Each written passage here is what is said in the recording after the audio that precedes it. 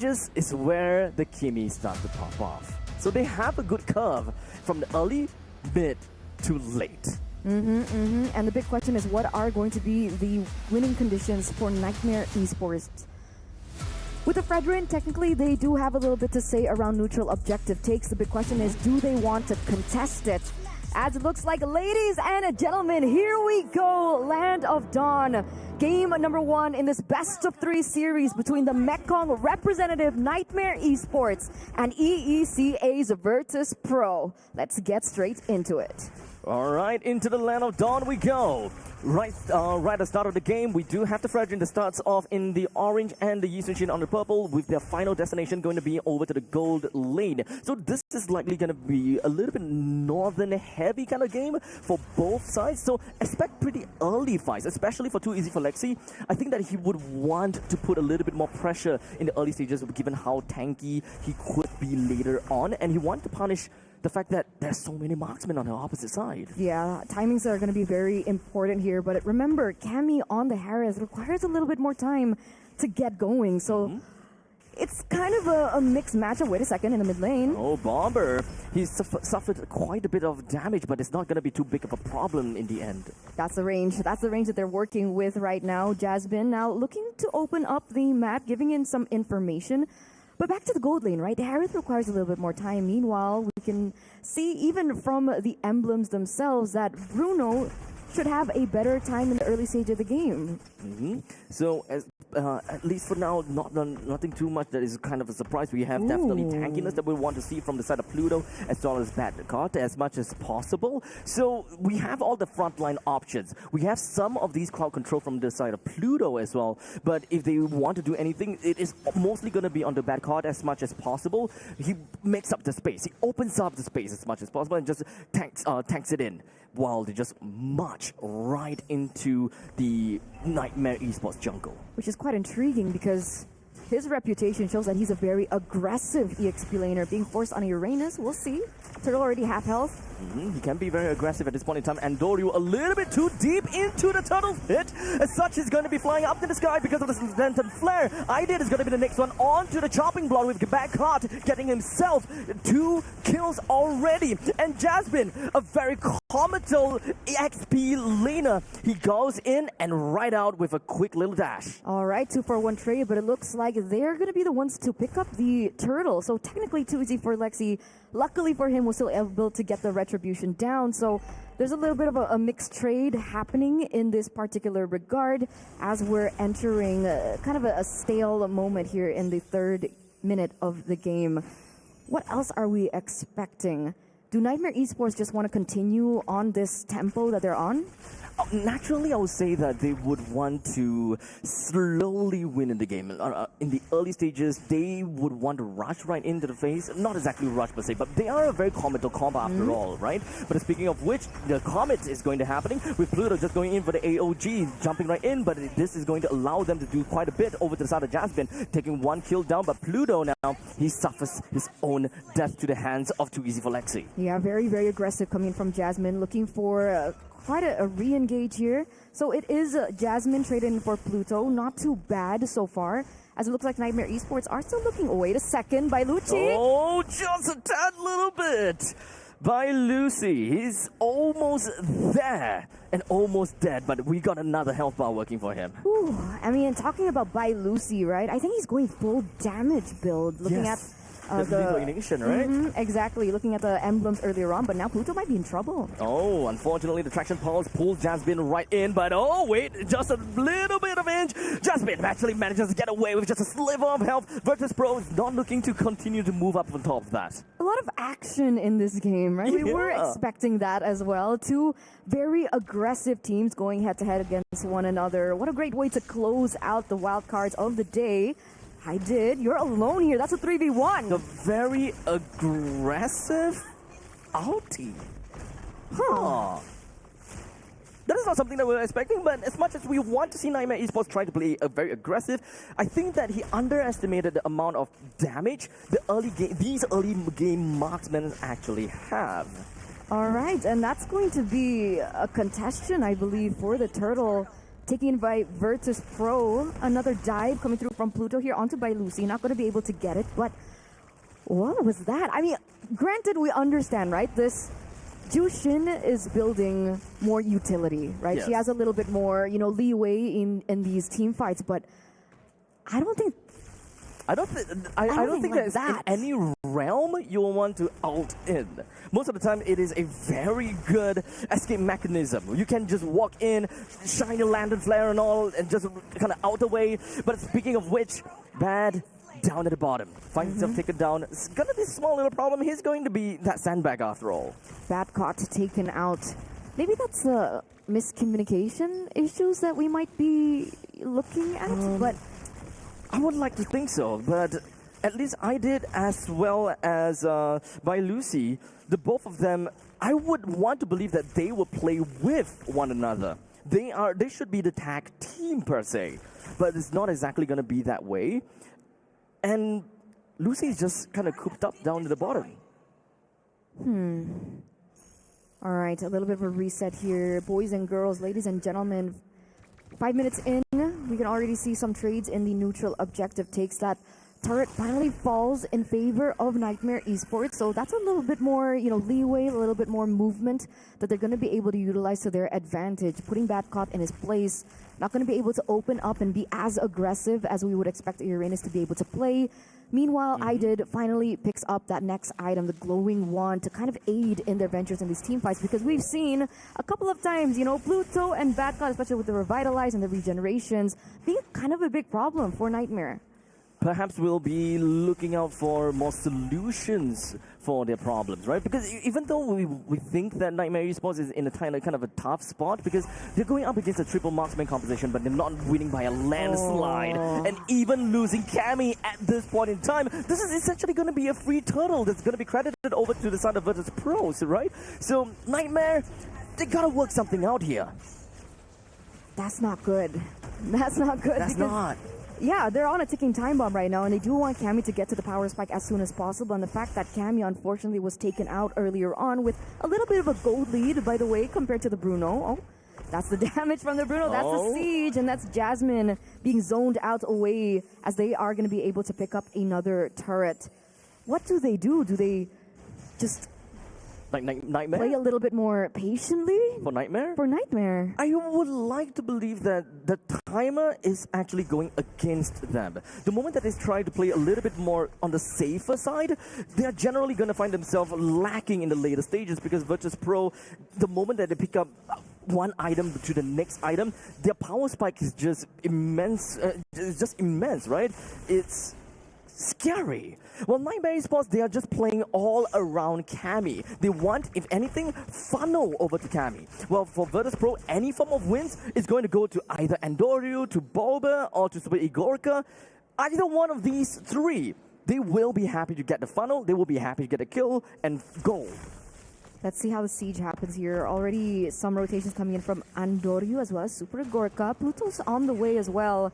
This is a perfect zone, a perfect land, a perfect macro. The AOG lands onto Cammy, melts him down in an instant. Niightmare Esports can't do anything but to play possum. All the way underneath the turret, there is going to be the good final slash. It's just going to be roping Pluto right in and allowing them to go for one trade. Not the best trade, but at least something. Yeah, at least there is something that they're going to be able to pick up. But the big question is, will it be enough? Because that was traded in for Cammy. That's a lot of damage. IDID barely gets out. Jaspin, though, he's hoping to walk himself right out of that, but that's not going to be the way. Boba say no. Too much of that slow going to work for them. And Doryu picks himself yet another kill over to IDID, as Jaspin and IDID, these two down. Virtus.pro with the 3 marksmen, they've got great sieging capabilities. For sure, right? Because they have the range advantage. This was something that we were talking about even from the drafts, and we're getting it live in action right now. I mean, Niightmare Esports are unable to just walk up. They need a different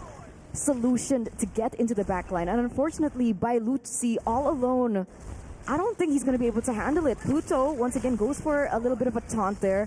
Doesn't commit. Cammy's on the way. This is at least something that's going to be working out for them. They do have the Summon Force that's going to be top right out, and Pluto just re-enters into the Summon Force, allowing him to be the death for the team. But not only that, Boulevard also finds himself taken down. So Niightmare Esports, finally, great defense. They managed to push Virtus.pro in, and or rather out, with 2 kills in the bag. But remember, that's a Lord still in for Virtus.pro. And we were talking about Siege, we were talking about range. They have all of they have that. Everything now. Exactly. Niightmare Esports, on the other hand, they don't have the best wave clear, right? Technically, they only have Cammy. Obviously, they do have a little bit of range to work with for IDID, but it's not nearly as much wave clear pressure that Virtus.pro is having with the composition that they brought here. Exactly. I mean, Jasmine can wave clear pretty effectively, but all he have is his ultimate and his first skill.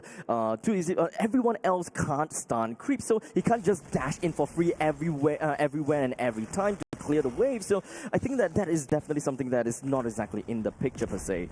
Niightmare Esports, they have to play together as one because they are always just getting picked out one after another. But in the meantime, the Summon Force is going to be dropped down coming from the side of Cammy. He manages to get himself a little bit more shields in order to survive against this plot from the side of Pluto. While we have all 5 members from the side of Virtus.pro just marching right in together with the Lord. They will siege down the crystal with no problems at all in 10 minutes. 1 game away, ladies and gentlemen, for the EECA representative in Virtus.pro to make their way into the 2-0 bracket tomorrow. Oh man, is this the first sub 11-minute game we have today? It was fast. It was fast for sure. And this is a triple marksman composition. So far, this is working. Triple marksman composition is working miraculously, greatly, with flying colors at this point in time.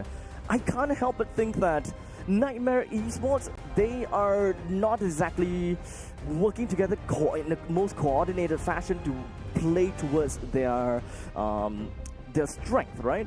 If Frederick wants to enter a fight, if he wants to start off a fight, he have to go through many layers. If he managed to somehow dash in over to the front lines, okay, great, there's 3 marksmen just targeting him. He's gonna be dead. If somehow there's no front lines and he manages to go over to Kimi, for example, oh great, there's still 2 marksmen behind him. That makes sense. That makes sense. It really was tough. We saw it implemented into the game. The way that it was executed was a little bit harsh. And on top of that, I think if they wanted to play towards the Harith and for the Harith, I think they should have actually played for the Harith in the game as well. It felt like it was a little bit scrappy. I don't know the winning conditions, if it was, as clear or not, but definitely Cammy was not having the greatest of times. So it poses the question, is it a Harith problem? Do you think Harith still belongs in this meta? I don't think the Harith is great, but it's not the worst either. If you really want to get something working for Harith, you gotta have to play together with the Harith, because let's be honest here, throughout this entire fight, or rather throughout this entire game, we didn't really quite see a point in time where Niightmare Esports plays together as 5, where they come in with a coordinated initiation, Jasmine going in with the final slash, and then Lucy just zooming himself over to the backlines kind of thing. They have a role for each other, but they didn't execute them together at the same time to secure them a win in team fights. It was unfortunate. It was definitely unfortunate. We're looking at a little bit of the replays here, ladies and gentlemen, and I think it was just really executed well as well, right? Pluto coming in. This was actually something that we were discussing, I think, pre-wild card. Pre-wild cards. Pluto is known to be a really good initiator, but sometimes in a good way, sometimes in a bad way. Where he gets too overzealous. Yes. But in this regard, I think he played really well with the team. He was able to get the openings that were proper and really just pave the way for the rest of the members to deal out the damage without being touched. And I think that was a really important factor. The peel was there. They have what it takes for that game, and it worked out great. But Gideon, tell me a little bit more about that. How do you enjoy that game? 11 minutes. I love it. I love it. I'm all for it. This is the first time that we're seeing a pretty standard overall draft other than our previous matchup. This time round, it made a lot of sense, right? You can clearly see the ideas that are coming into play, and more importantly so, just a better understanding in the draft in terms of the relationship of how these heroes work together. Although, I will say, some of the most, well, for me personally, at least, I have to rephrase that for a moment there. I love that opener coming in from Niightmare. They had a really strong opening three of the Arlet, the Jushin, on top of having the Fredrin. The main idea is making sure that these three, whether the Arlet goes into the EXP or going into the roam position, get those resets online, get that early damage in. But then we see the problem that comes on later down in the game. Hey, we're kind of lacking that damage now that the Arlet's in the support position, right? The only time we see them win fights is when they actually catch Bobber out of position. Maybe if Andoryu made a mistake, but he didn't make that mistake with the final slash. He was playing a near perfect game. I think that Virtus.pro right now are looking really, really good. And that's kind of weird for me because they're playing like a unit. And based on the information I've heard, it seems that only one of the members from Virtus.pro actually speaks English to Andoryu. So it's one dude. So it's Andoryu having to communicate with one guy and one guy explaining to the other three people what needs to happen in the game. So Pluto. So Pluto, yes. Yeah. Damn. It's just, I don't know how they get away with it. So far, I feel like Niightmare, a little underperforming. I think they've got good drafting ideas, but man, Virtus.pro came out of the gate swinging. Honestly, having one person to translate for everyone else and everyone else to translate for one person, that's a lot of job for Pluto. At this point in time, if I'm Andoryu, I'm just like, you know what? It's okay. I don't talk. I'll just sync with you guys. Let's just connect minds. Just hive mind. Hive-minded. Just connect yourself to the Kala real quick. I'm telling you, putting Andoryu, picking up Andoryu number one was a great pickup. And here's why. MPLPH season 14. When you are looking at season 14 for MPLPH, you're thinking about like the King Kongs. You're thinking about the Carl Teasies of this world. And who has the best stats at the end of that regular season? Andoryu. Actually. Yes. From Omega. Actually. He's killing it right now with this team. All right. With that being said, there's so much we can talk about, but we're going to save it for a little bit later. For now, we're going to go on a short break, and when we come back, we're going to see whether or not it's going to be an all Virtus.pro day with a 2-0 victory, or will it extend to a potential Game 3 if Niightmare pulls it back? We'll find out right after this break.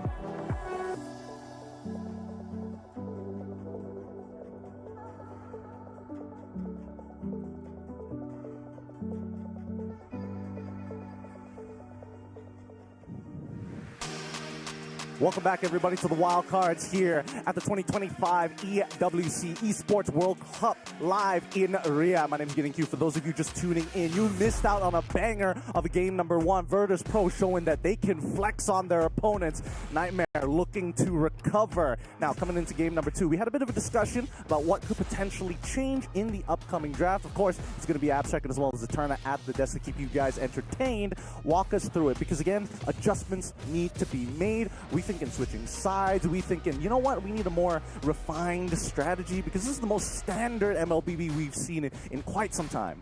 I definitely agree when it comes down to the opening draft. The first three that were picked out, I love that coming in from Niightmare.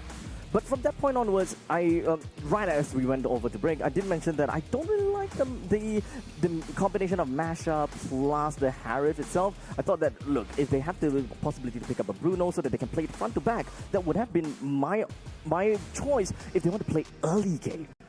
And it just really dives back to our earlier conversation about, are we playing for meta or are we playing for comfort? Because we did mention in the drafts that Harith was one of his power picks is the Harith. So maybe that was something that he was a little bit more comfortable with. But as a result, we saw that the game was a little bit junky, right? The timings weren't really correct. It was very difficult because obviously they needed to wait a little bit more time for the Harith to get to the power spike. Yeah. And so it was very difficult for them to find that moment where, like, okay, we have a really strong first three in the drafts, but how are we going to be able to get the ball rolling later on? Because if we're talking about power spikes, the Kimmy starts rolling in the mid game, and that's what we started to see, right? The Cammy on the Harith had absolutely no say in these team fights because lacking range, lacking the damage, and of course doesn't have the correct, I would say, regeneration and the shielding just yet because of the lack of items.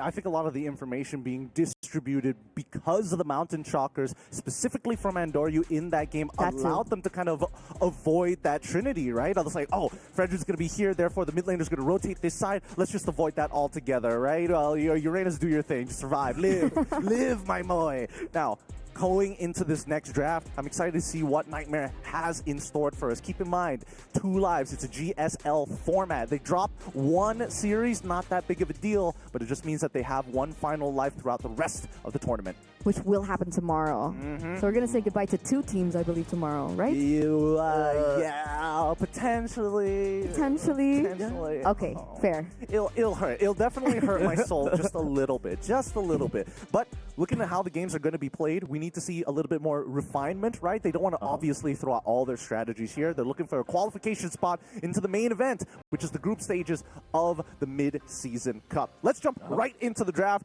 Give it up for Eterna and as well as Abstract at the desk. Okay, let's start things off, right? When it comes down to the drafting, we do have VP that's going to be on first pick, first ban, and Niightmare on second pick, second ban. We start things off with the Farsa that's thrown over to the banning pool already. And it's something that we are not surprised about. Farsa has been making rounds and rounds. She's OP. She's broken. Yeah. She's broken, right? If we're talking about mid laners who have damage, good escape, good rotation, just good clear, it's Farsa. She gets high ground. Honestly, what does she not have? Crowd control? No, she does have crowd control. Yeah. She's a little vulnerable. I guess we could argue for that. Yeah, I guess. But that will be the same for all mages. I mean, Zetian has a passive. Yes. Oh, yeah, that's true. Right? Passive, so 120 seconds, by the way. 120 seconds. So that is just pop and, okay, 120 seconds, I'm going to be completely vulnerable. But hey, it is a consolation prize, I'd say. Once again, the Boxer gets banned out. So it seems like we might be seeing maybe similar drafts from game number 1. As much as I want to see that from Virtus.pro again, because we didn't really quite manage to see the essence of the triple marksman over to the late stages of the game so far. All the triple marksmen so far has been winning in the early and then to the mid, and then they just close out by then. We didn't even get to see the extent of how scary triple marksmen can very potentially be in the late stages, or how vulnerable they can very potentially be because of the lack of frontline / anchor. They have 3 guys in the back lines ready to deal damage. Is it enough to just dive into the back lines, kill all 3, or do you want to deal with the front lines kind of thing? That's going to be an answer that we might see now. 1-1 gets banned once again. So I'm wondering if they're going to be opening up different types of junglers here. Maybe the YSS didn't really work out as well. Do they want to look for something different? Maybe the Hayabusa left open this time around? Honestly, if you are talking about something different, since Yi Sun-shin has been picked up so often, banning that out, we still have a jungle marksman that is still available, and we would have expected that he makes his rounds. Roger, we haven't seen him in a long time. I was as you were talking, I was like, are you going to say the R word? Maybe I will just be like, nudge you a little bit. Are you thinking what I'm thinking? I mean, technically flashbacks to last year of MSC. I mean, granted, it wasn't Roger in the jungle, it was Roger Gold Lane. Yes. But it would be quite surprising, once again, if we do see the Roger come to play in the very next EWC. Let's see if it actually pops up, because Fanny is going to be the choice of ban alongside with the Kalea. And Virtus.pro pick up the Uranus. So it is, and it will be the same form of opening for Virtus.pro. The difference is in the previous game, Niightmare have first pick, first ban. They have decided to go for that Arlet first. So they are not going to opt for that because it didn't work first time. So let's try something else. They do have the Badang as well as the Granger. So great that we have a Granger here this time. Cammy, Rocket. Yeah, really good laning presence for the Granger, really good early game for the Granger as well. So it's already a different shade coming through from game number 1 to game number 2 for Niightmare. They also have tools to work with in the Badang and really big flex capability, because technically this Badang can go EXP, it could go roam as well. So it's actually putting VP in a position where they're going to have to think, all right, what's our next move? Technically right now the Hayabusa is open. So will they explore that, or are they going to be prioritizing the Fredrin? They could quite literally go, oh. Interesting. Okay, so they're leaving the possible 2 marksmen as an X factor. They don't have to go to that direction. They didn't do it one time, doesn't mean that they would do the second one. But having an Arlet for themselves as the utility side, and also having the Uranus in the XP lane, the direction still feels as though they are lacking damage now. So let's pick up 2 more marksmen, kind of thing. 2 more marksmen, but I don't think they can. Do you still think that a Roger is a potential pickup? I'm not exactly sure, to be honest. If they want to play in the early stages of the game, it really depends on how Niightmare moves up to the next one, which is the Hayabusa in the end. So it's a little bit scary, right? It's a little bit scary to pick up so many marksmen if you have a Hayabusa on the opposite side. So just because of this, I don't think that they're going to be opting for the Roger anymore. We gotta look out for some of the other junglers. An eye for an eye, tooth for a tooth, an assassin for an assassin. Yeah, Link gets taken out here in the second phase, but back on that point, right? Kimmy mid lane is what we're looking at. It could potentially still go over to the gold as a small little flex. 9 out of 10, that's mage. Yeah, so there's still room for a gold lane pickup here. What are we thinking against the Granger? Are we looking at Irithel? I would say Irithel. Normally, Irithel is where you will be able to bring it into a skill matchup, a 50-50 per se. So as long as Niightmare continues to focus onto the jungle bans, then I think that that's going to be fine. Because literally all 4 out of 5 are all dedicated to jungle. They have that kind of respect over to Andoryu, and for good reasons. I'm a little nervous now. I am too. Oh, Fredrin gets taken out as well. Yep. What? All jungles are out. What is Andoryu gonna play? So let's take a look at this, right? Joy? Assassin. Okay, yes, Joy is gonna be the other side, right? Joy. What else? Joy, Roger, Lancelot. Yes, that's something that we can see as well.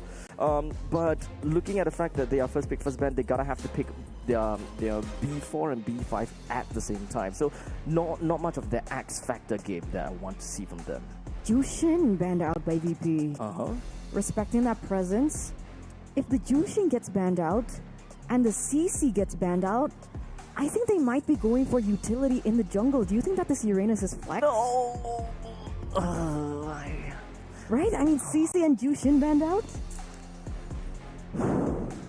If you know what, these bans are all fully catered to ensure that Uranus will have a good time. I think you're onto something here. As much as I don't like it, I think Niightmare, they won't have an answer to a Uranus that runs amok if there's no Jushin to deal with this.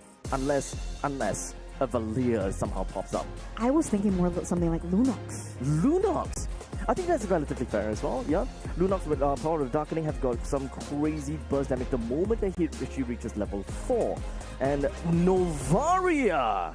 Okay, we did see one Novaria in the previous game, but, or rather the previous 2 series ago, the second series of the day, but that didn't work out too well. It's a loss for them. I mean, they're looking for range, right? They see that VP has the Kimmy.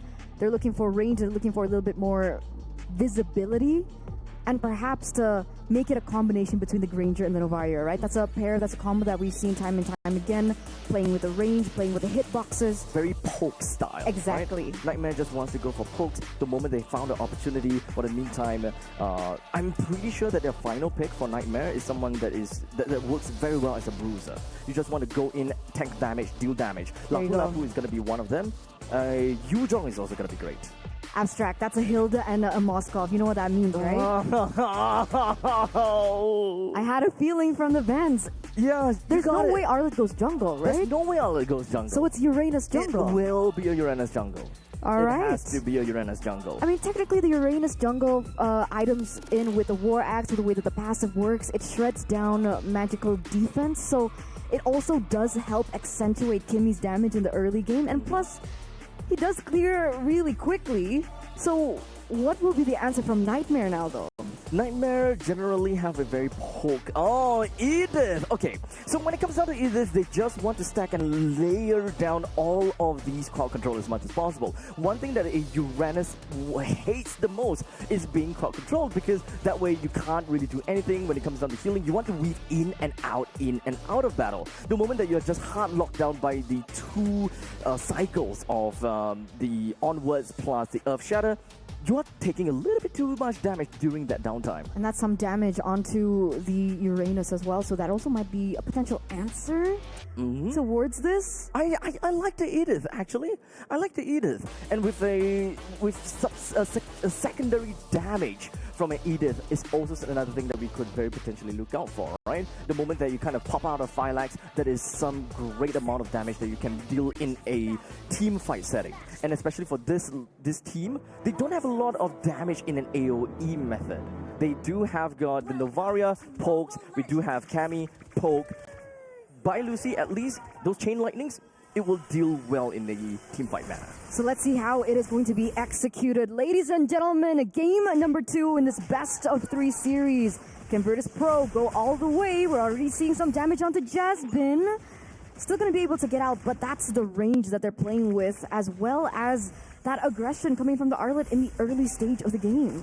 So right, to start things off, we do have both teams that is actually relatively heavy up to the northern side, with 3 members from the side of Virtus.pro that's making fast rotations all the way up top, trying to steal the Beetle away from Too Easy for Lexi as much as possible to kind of wait things out a bit, as Jasmine, hiding himself the Pixel Brush, did manage to get a little bit of a pop onto Boulevard, but it's not going to do too much other than say hi. By the way, we were talking about crowd control so much from the side of Niightmare Esports, but that's going to have to wait. As we do have Too Easy for Lexi finding himself in a tight little spot, but that is 2 shadows used up, and Too Easy for Lexi finds himself first blooded by the hands of Pluto, and Jasmine is going to be the next one onto the chopping block. Virtus.pro, great start by Lucy, joins in, and this is actually staggered team fight from Niightmare Esports. They're playing aggressively. First 2 minutes, already 2 kills on the board, and a huge shutdown onto Too Easy for Lexi, considering this is a team that revolves around Too Easy in the jungle.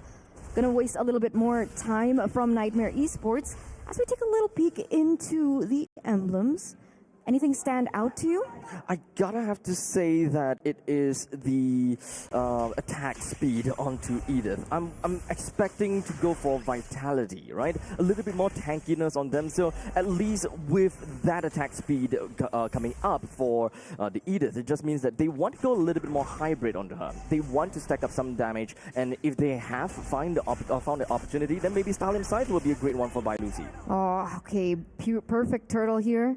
Perfect turtle take for the side of VP. Andoryu on the Uranus jungle.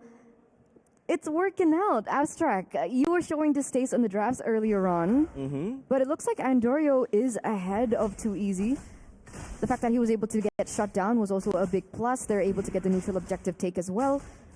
So talk to us about this Uranus. So when it comes to Uranus, it has been a long time since, right? Uranus has always got really good clear speeds in the jungle, even way before he got his ionic discs buffed up. He can clear fast, but we just don't do that often, especially since a Uranus thrives in the amount of radiant stacks, and just proxying waves is the best way possible. So having a Uranus into the jungle just basically means, okay, I want to farm up as much as possible, because it takes time for Uranus to be damaging. Uh-oh. It's the Super Igorka down at the bottom, got caught by Jasmine as well as Cammy, but it's Super Igorka, he just sidestepped against Cammy, leaving both of them as Sliver. Wait, Super Igorka! With a great blink, he manages to find himself out of the way from Jasmine, and they outplayed him. Beautiful backup coming in from VP there. Again, showing that is there truly a communication issue? Pluto now gets targeted,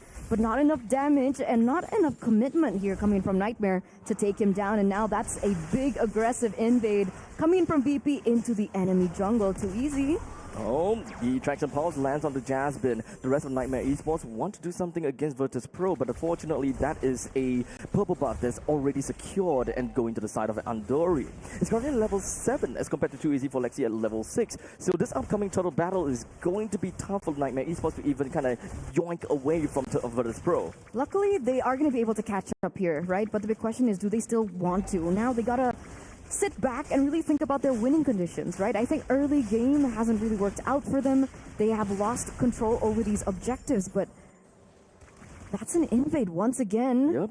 And Doryu knows exactly how far he can stretch his Uranus. The moment that he finds himself with some great items, he's going to go absolute ham as Bad God finds himself a kill, and Jasmine goes down as well. Before the turtle even went down, we've got 2 from Niightmare Esports that have already bitten the dust. That's so nasty from VP. They're controlling every single part of the map. And unfortunately for Niightmare, they haven't been able to shut down Super Gorka either, right? So those items are stacking in. We're waiting for the Swift Trinity to come through, and as that hits, that's going to be the green light for Virtus.pro to take it here and now. Now, the main problem that I have from the side of Niightmare Esports draft is that they don't have a form of burst. They have some in the late stages when it comes down to IDID plus Cabby. They can have those high ground games. But in the early stages, you don't have an answer to Andoryu just going into your face. Exactly. They don't have DPS that they can fall back onto to kind of shred Andoryu down. And this is kind of the results of it. Look how aggressive they're going in once again. Yep, Fist Break as well as Fist Crack just right into Andoryu. They did manage to put up quite a lot of bullets onto him, but they don't have enough crowd control to hold Andoryu in place. As such, he weaved himself right out of the fight with a brilliant amount of radiant stacks. Okay, that's something, right? Too Easy gonna be able to shred that down at this point of the game. Oh, what is that damage, my guy? That's skewer though. Niightmare Esports, 4 of them huddled down in the bottom lane while Too Easy for Lexi clears up the top lane. They need to get as much farm over to Too Easy for Lexi as much as possible. That's what they're going for. Maybe looking for a cheeky turret as they're, on the way there. But again, there's just so many things that Niightmare Esports need to answer from VP. And unfortunately, it looks like they haven't really gotten to that point just yet. We're looking at items right now. You see Super Agorka already with a Corrosion Scythe on the way to the next 2. And look at that, Boulevard. Oh my goodness. Too Easy for Lexi can't do anything. Oh, never mind. The orange buff still went over to Andoryu, and Too Easy for Lexi loses his purple buff as well, as Andoryu literally put himself right in the face of the opponents. He does have a brute force breastplate though, so he's not going to be too scared of anything, as now he's picked himself up with a double kill right onto Cammy. While Super Igorka brings Jasmine down by Lucy. It's going to be the next one onto the chopping block is Andoryu as well as Bad God. They are burning him down with no hesitation whatsoever. What for what trade? Oh, but he still gets a trade down. Right? Yeah. By Lucy doing everything for his team right now, going to be able to get that, trade over to Boulevard earlier on, and a trade with Super Agorka, I think that's kind of worth. Yeah. So, all in all, 9-2. Because Niightmare Esports finally did manage to put a little bit of a dent into the armors of Virtus.pro, but is it going to be enough is going to be the main question. Because as much as Too Easy for Lexi have got his Ogi Shadow Kill and all, but Andoryu will tank up and will soak up all of that damage, no problems. I think the items we should be able to, get a little sneak peek into, right? Because now Cammy has the next item in his arsenal, right? Did he go Sky Piercer? Did Cammy go Sky Piercer other than the Malefic Gun? I really hope he doesn't. At this game, with the fact that they are behind, having a Sky Piercer is just going to be empty stat for him. 0-1-0, not the best that you'd want from a Granger. What is that damage, Cammy? Oh! That's just bad cut! Just going in, hiding in that brush, waiting for the perfect opportunity to just spring into action. The way that this game is going, with a total of about 4,000 gold. Oh! I did! What a steal! Perfectly timed as well. Gonna be able to get it with the meteor launching through, landing in. That's the Novaria for you. We haven't seen the Novaria in quite some time, but now I'm getting, I'm reminiscing into those moments where the Novaria could do so well in these, objective steals. A little bit of a complacency from Virtus.pro. They did not try to block the turtle or anything, but here we go. The final slash is going to be landing on top of the two-person, while in the meantime, the SRG is just going to be landing just right on the Jasmine, but he's not going to be teleporting all the way to the back lines, though. He wants to play it a little bit safe. Well, Bad Cards as well as Pluto, they don't have a lot of HP to work with. Andoryu is a little bit ahead of himself. He needs to remember that there is still an Edith on the opposite side. The moment that he gets hit with the onwards and the Earth Shadow, he's gotta be real scary. He's gotta be scared about that. But in the middle lane, Super Igorka almost pushed down the entirety of the middle lane T1. But that was mission success, right, for VP. That was mission success for Andoryu. Did he manage to take the purple? He did. Oh. 1v3, 1v4, unpunished, taking it away. And obviously, too easy for Lexi requires that as a integral component to his kill pressure as the Hayabusa. I mean, look at his stats right now, 0-0. It can't get any worse than this, right? Because I really want to see the Niightmare Esports is able to kind of turn things around.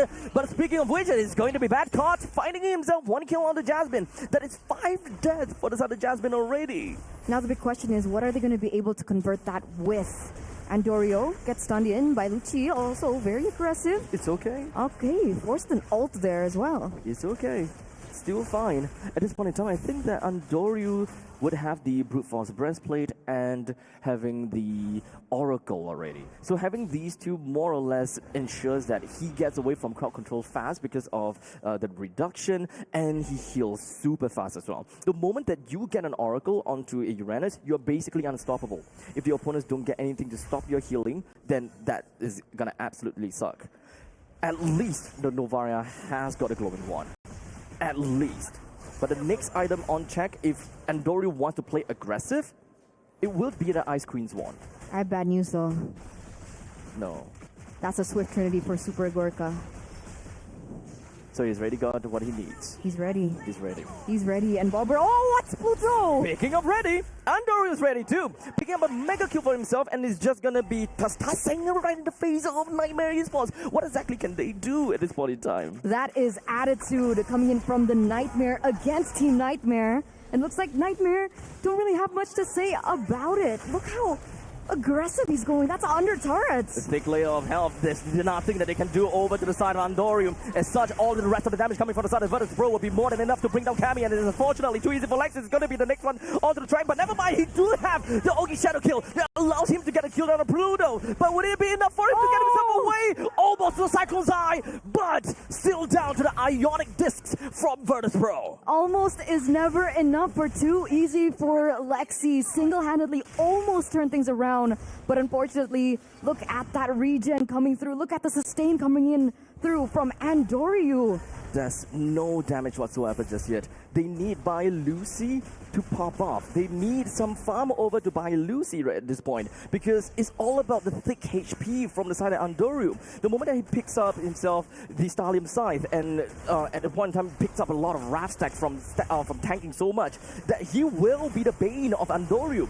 Andoryu wouldn't even be able to see that coming. But in the meantime, basically seeing what coming, that is going to be a lot that's just going to be riding right on the waves. Onto the bottom lane T3, Pluto as well. He's just going to go straight in. Final Slash lands on the one, puts Jasmine in a really tough spot. As such, 2 men down already. Over to the side of Niightmare Esports with the T3 taken down. Andoryu tanking up like no tomorrow. And now too is it for Lexi, trying to finesse something out of Virtus.pro, only to be pinned and skewered all over to the wall by Lucy as well as Cammy. Forced out all the way to the fountain as Virtus.pro takes this game by the storm.